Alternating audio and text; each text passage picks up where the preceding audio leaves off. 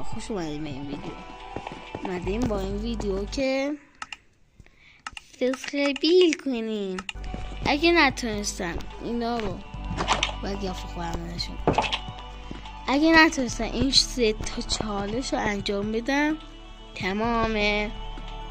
اما بعد انداختم اینجا، همه اینجا اما بعدم و بریم برشون. لول اول میخوام با آب شروع کنم تو برسه به آخرش، بعد از جلوشون میشه که با آب خیلی راحت تر. اگه نتونم گاوم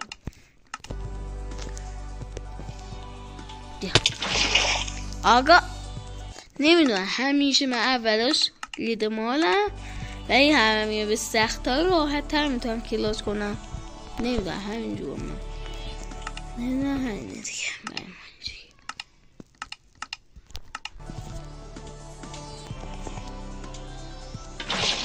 یس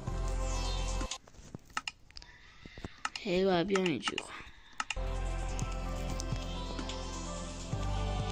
این از اینش برسیم به سخت ترین ماشه.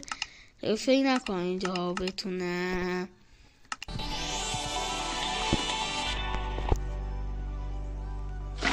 تونستم. ساب کن. اگه تونستم این یکی انجام بدم باید ساب کنی، باید ساب کنی، لایک هم باید بکنی. من میتونم. قابل تو میتونی. ساب کن. ساب کن. بسیم به اسلایم.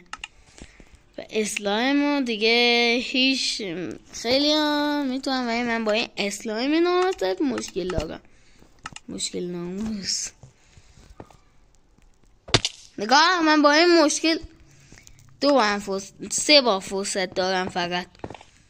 من با این ناموس با این دشمن ناموسی دارم که دیگه قبول کنیم اونا تونستن تمام.